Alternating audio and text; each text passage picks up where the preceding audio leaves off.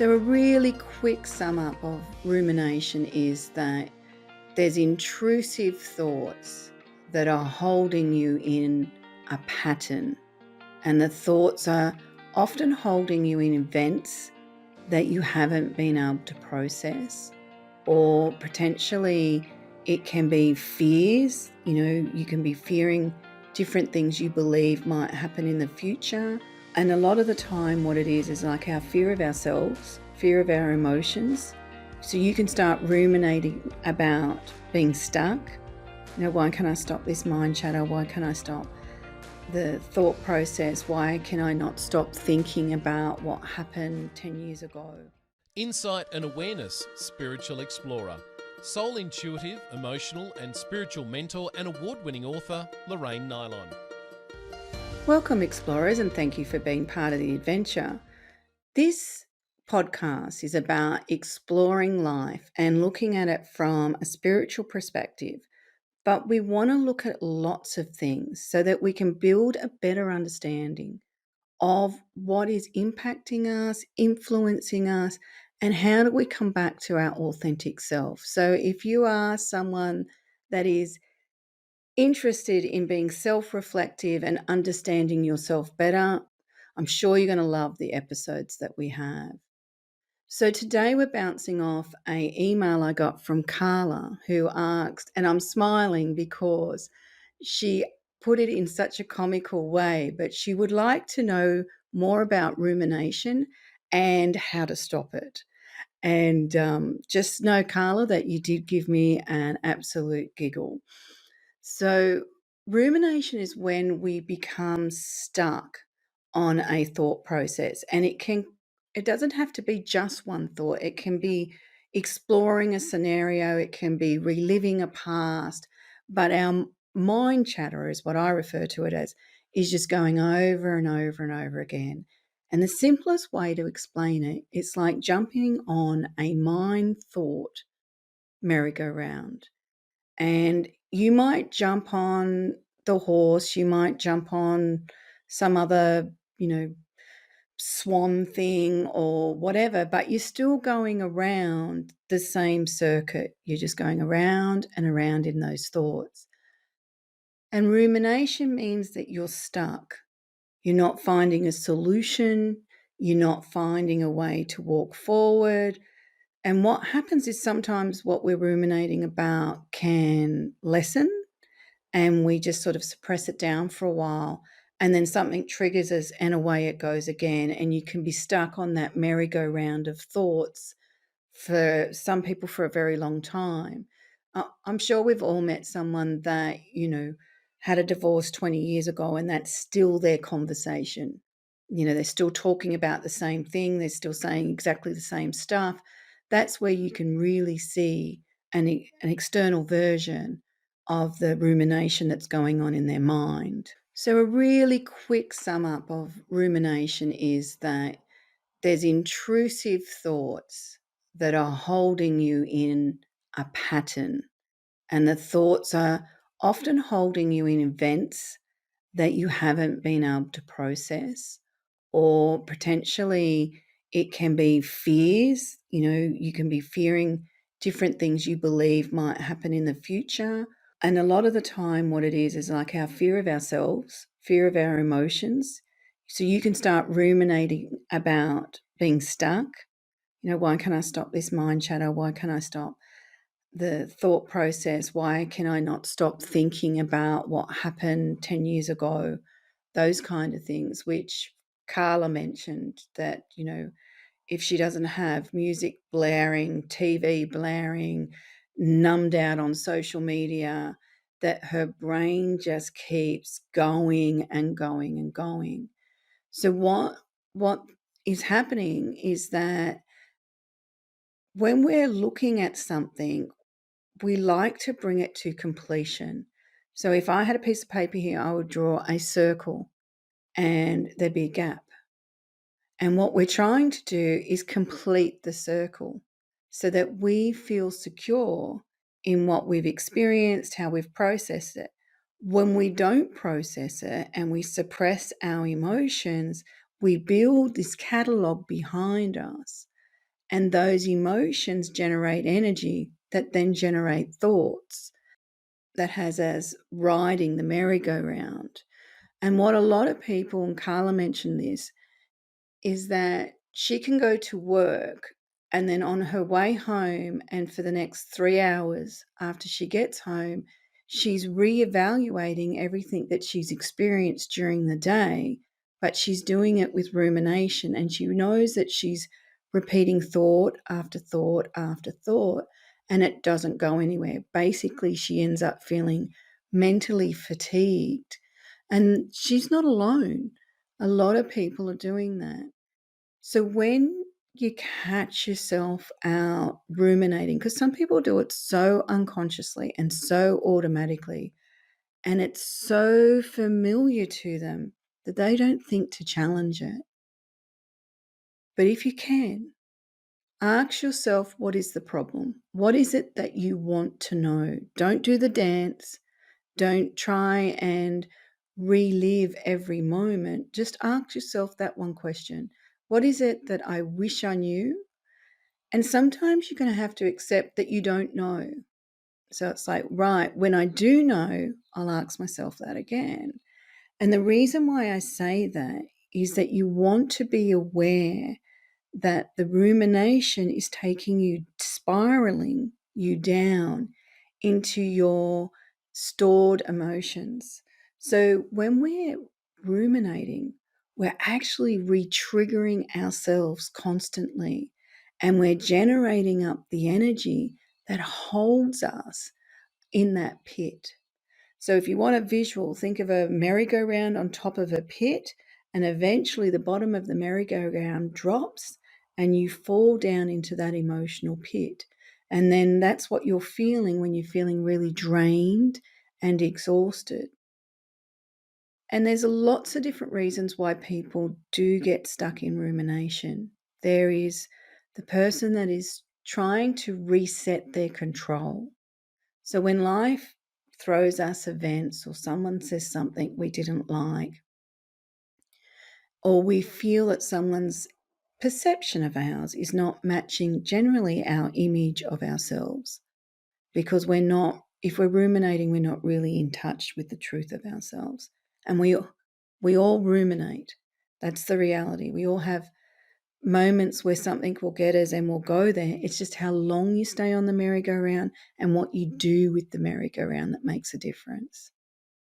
But when someone is stuck in their control structures, what they'll do is they'll stay in the rumination and they'll start telling themselves a story. And there might be a little bit of truth, and then they'll work it, they'll work the narrative until it suits them. But if it's not based in truth, they can't quite align with it. That's part of our nature. That's what we do.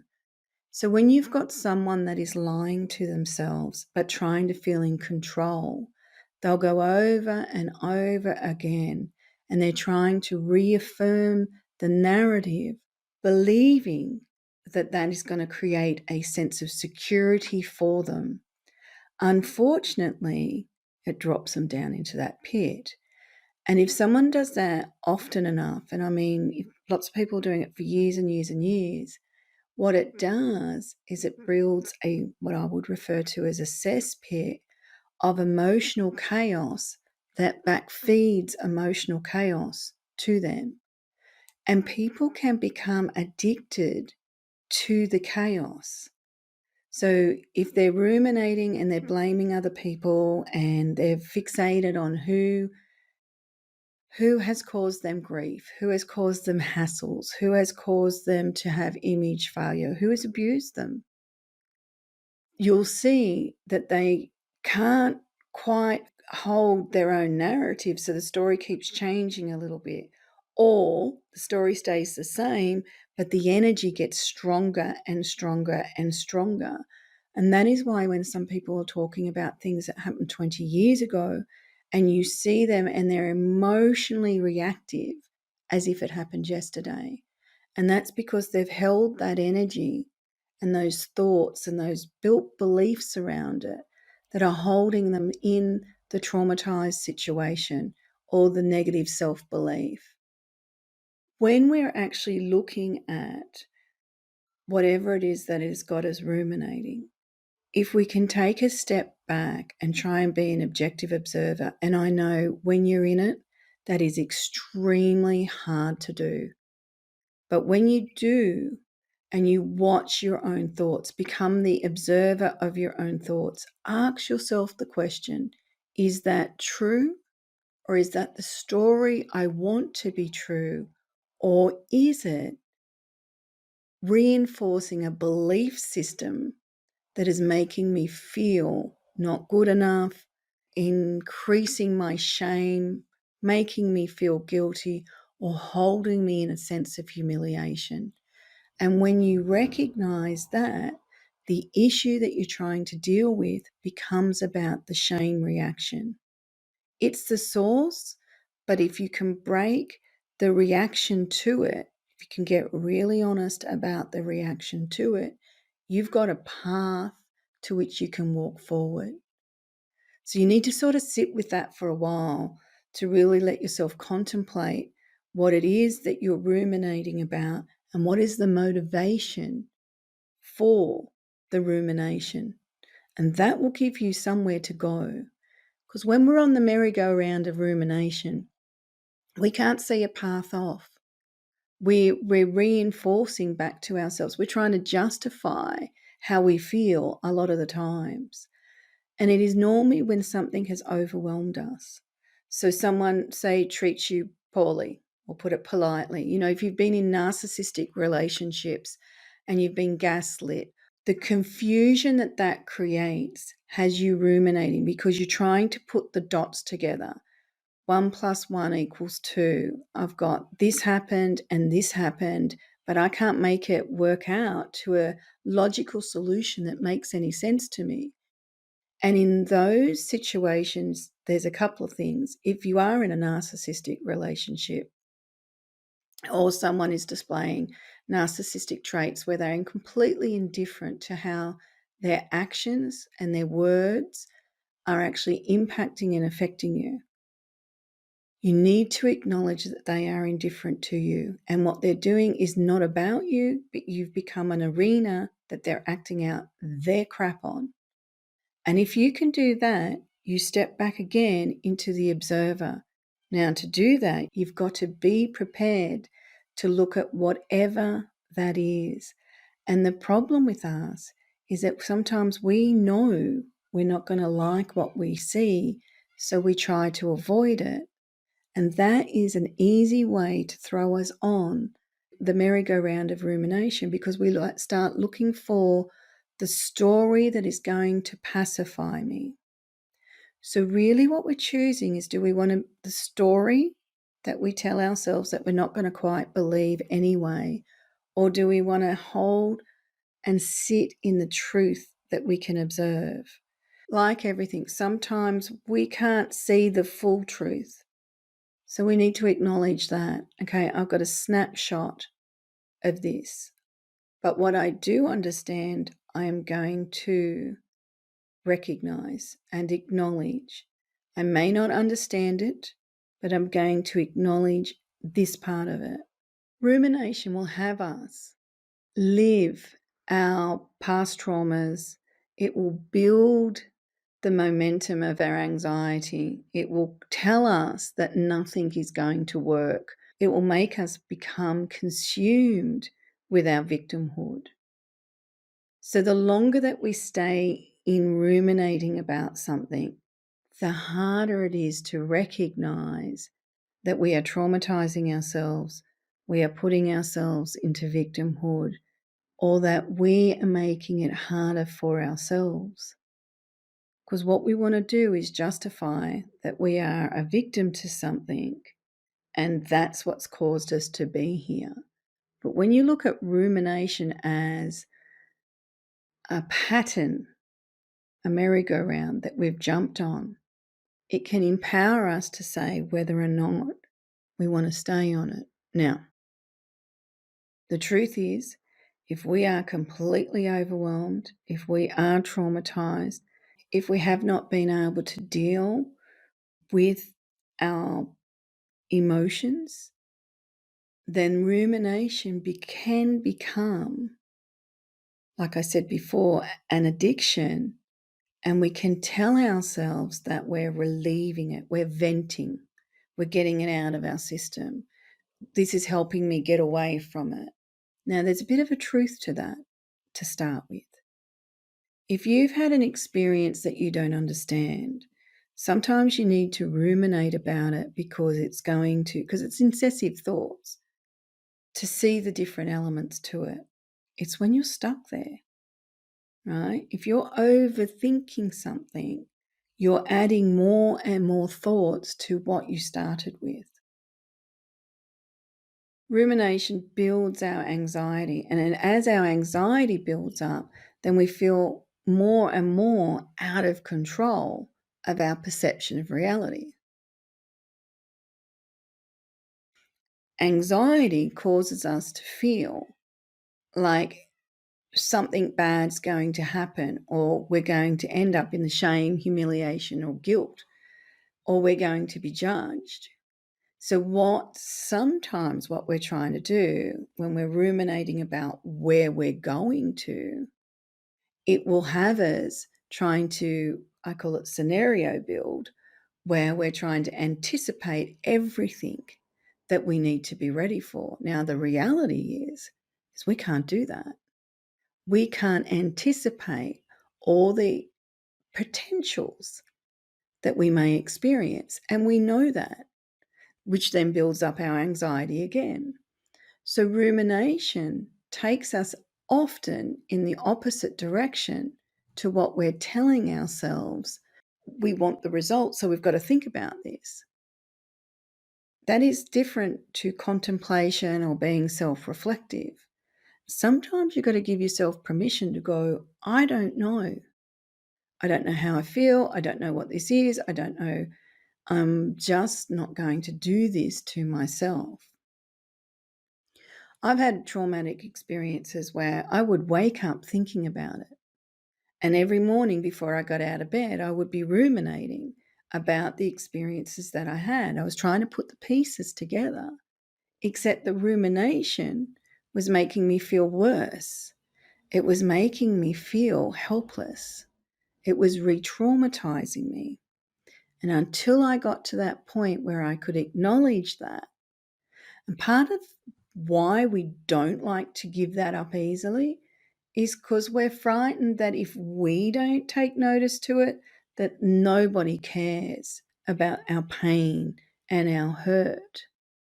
But back feeding more pain and hurt onto ourselves does not bring us to a solution.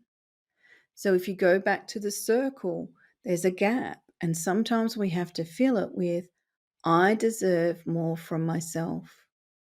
Somebody treated me poorly because they chose to, not because of who I am. And if you can accept that, then all of a sudden you can close that circle. If you start chasing, why did they do that? Why did that happen to me? What is it that did I attract it because I did this? Is it because I deserve it? All those things are going to take you further and further into the pain. Now, when you're self-reflective, yes, you've got to identify your contribution to what you've experienced, not as harsh judgment, not as berating yourself, but seeing this choice here took me through that door, and that door was actually whatever the experience was. I did not fully understand that as I was walking through the door. So there's naivety. We're all naive. If we don't understand ourselves, we're naive. When we get the awareness, you don't want to turn around and beat yourself up for being naive, which we actually all have a turn of. We do that. And we can ruminate about, why did I open that door and head down there? Why? And that is that regret rumination.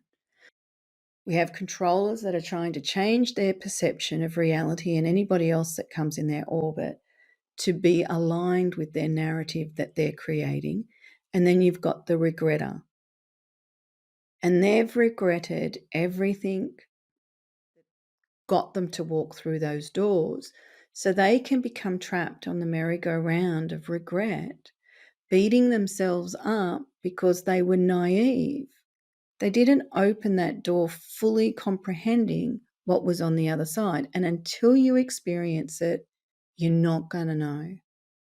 But if you come back as the observer, step off the merry-go-round of rumination and go, okay, now that I have experienced that, because I cannot change the reality of what I've already experienced, what is it that I can learn from it? And that takes you into contemplation and self-reflection. And what we do sometimes on this merry-go-round of rumination is we try to get onto it, go round and round and round to create the solution that we think is going to pacify our emotional angst. But we're feeding it. Again, I know I'm repeating this statement, but if you can get your head around you're actually feeding it, then you can give yourself permission to go, hang on, I don't want to do that.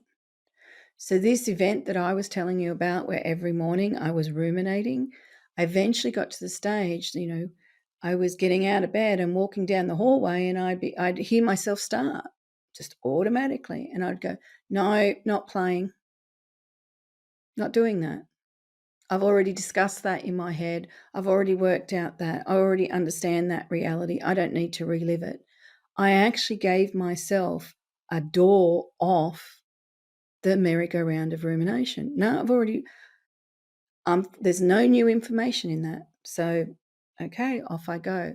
I didn't do distractions. I didn't hide from that's what I was doing. I didn't try and suppress it. I looked it straight in the eye and went, yep, I get where this is going to take me. It's going to have me in this thought process. I could be stuck in there for another half an hour. No, do not want to do it. Don't need to. It's not going to supply me with anything new. So I started telling myself what the rumination was. And for me, that started to quell it.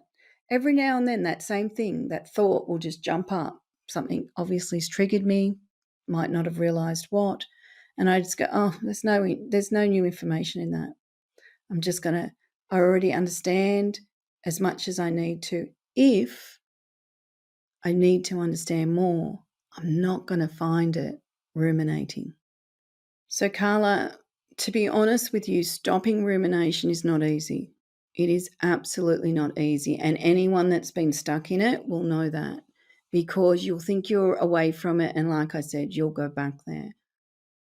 But you need to find something that works for you. Some people journal. Some people talk to people. If you're repetitively having the same conversation, and, in Australia, we call it whinging.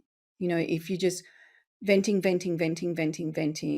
and it's the same story, or the event can change, but the same version of, like a different event can happen, but the person responds exactly the same way. They're inviting you into their merry-go-round. And a lot of people like to drag other people onto their merry-go-round. When you're doing that, because when you're walking away from the person, you go, oh my goodness, I feel so drained. And that's what happens, is because you're feeling all the energy, and they're energetically vampiring your energy. So sometimes ruminating of others can have you, which is something Carla mentioned, can have you over investing, thinking you're going to find them a solution on their merry-go-round that they're refusing to get off. So when you're really honest about what your observations are, you can recognize, you can still listen to that person, but you don't invest, because they're not looking for a solution. They're looking for an arena to vent in. Very big difference. Rumination means that something within you needs to be addressed, and it's not always the issue that you're ruminating about. It's more the motive underneath the rumination. And that is hard to discover sometimes. And I'll give you an example. I had a client once, constant rumination. It was driving her, in her words, insane. And it was about her ex, and he'd betrayed her. And then after she was betrayed, she found out there was all these other betrayals that she didn't know about. So this particular person's experience was to be betrayed by a husband, walk forward, somebody else tell another story, which was a different betrayal, and walk forward and different betrayal. So I think there ended up being about 4 or 5 for her, which she didn't know. That dropped her down into this belief that everything that she'd experienced was a lie, and it caused her to doubt her own sense of self, her own perception of life. So it cracked, I use the word cracking, it cracked her control structures of what she thought her life was. Now, most of us have had experiences, including myself, where we've experienced the cracking, our perception of reality changes. So this particular person then sat in the merry-go-round of rumination and relived every story that she was told about her husband's betrayal and everything that she'd experienced firsthand. And she just kept feeding it into herself. I met her I think it was about 7 years after the divorce, and she was still sitting in the darkness of her emotional rumination, like, because she was living it as well as thinking about it. And she said she would go into a comatose state and would lose hours and not even realize or not be able to articulate what she was thinking about. She could tell you the start, and then she just would go into this complete unconscious state. And then she would come out, and she said she would feel sick and she would feel drained and she'd feel as emotional as what she was when it first occurred, when, all the shocks. And I said, first up, we need to get you to understand that you're still having a shock reaction to what you've experienced. And then we've got to deal with your self-doubt and your perception of your self-worth. And she started trying to tell me the stories, the betrayals. And I said, we can do that after we do this, because otherwise I'm going to become another avenue that you put your merry-go-round on top of. And then you're going to get upset if I don't respond the way you want me to. So then I'll become somebody that you start ruminating about. So in here, in my office, we need to make this a different space, and you need to acknowledge that's what you want. If you don't, that's okay. You need to go somewhere else. But if you want to get off the merry-go-round, you need to make that your purpose. For anything to do with rumination, you need to understand why you want it to stop, and you need to understand the motivation of it, whether it's self-doubt, self-incrimination, where you're beating yourself up and judging and being cruel to yourself, whatever it is. Once you acknowledge that, you can start getting off the merry-go-round of rumination, or you can step off it and observe it with different eyes. So I hope, Carla, that this information is helpful. I must admit, it's a quick sum up. I'll probably do something else on rumination, but I'll put it to different things. I liked your question. I think that one of the biggest things that we do now that we've got social media, instead of dealing with our thought processes, we're shutting them down, we're numbing out to them, whereas that is leaving them this merry-go-round in the background. So I think it's a very good question. I'm going to do flip the book. I'm going to take the bottom book, which is your insight and awareness book, and I'm just randomly going to pick page 215. So this is under the heading of Soul Blueprint, and I'll just look at paragraph 3. When you deny the reality of being a soul on a journey, You deny the opportunities life presents. Your blueprint resonates with the truth of who you are and the natural abilities you possess. To assist you on your soul journey, honesty is your ability to be of truth. We all possess this ability and often disassociate from our ability to honestly seek the truth of who we are when unencumbered by the energy of our soul's unconsciousness.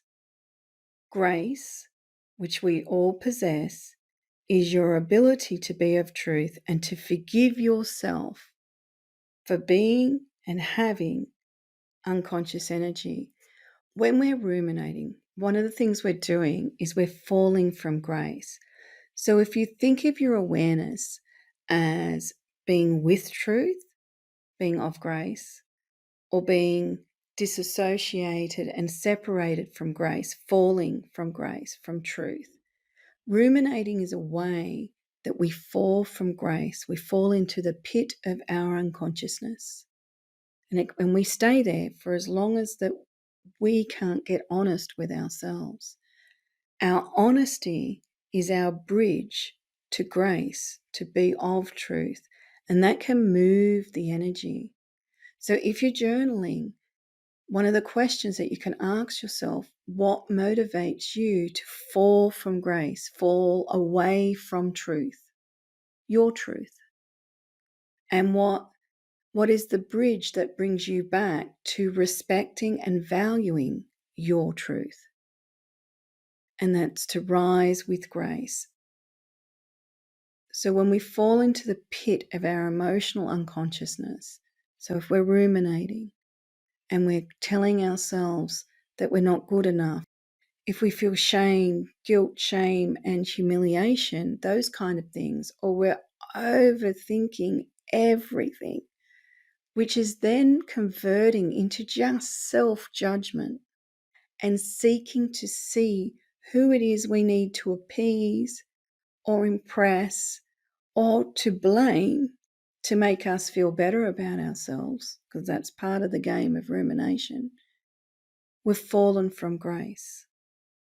Giving ourselves grace is self-forgiveness, and it lets us acknowledge that we are all experiencing life. We're all making decisions in split seconds, and some are great and some are not so. But that's being human. So when you're ruminating, give yourself permission to acknowledge your humanness. Perfection is unachievable. It's just unachievable. And perfection is a way of trying to control ourselves to a perception instead of actually being present in reality. Most of the time when we're trying to perfect something, it's because we're frightened that someone is going to see and then judge our imperfection. We've all got imperfections. That's what makes us unique as well. So when you're ruminating, even if you go, okay, I've jumped on the merry-go-round, step one, recognize that. And now I'm going to be the supplier of grace. I'm going to give myself permission to be compassionate instead of judgmental towards myself. I'm going to give myself permission to be really honest with myself. And if I don't know the answer to something, I'm going to acknowledge I don't know, and I'm going to wait for more information. I'm not going to chase it on a merry-go-round that is not working. It's a falsity. I know as humans, we're all trying to fill the circle. If we feel traumatized, we want to complete the circle. We want to understand it so we can move on. Ruminating is never going to complete that circle. I want to thank you for listening. And if you enjoy the content that you're hearing, please like and subscribe. It's helping our channel build. And if you have any questions or something you want me to discuss, feel free to send me an email.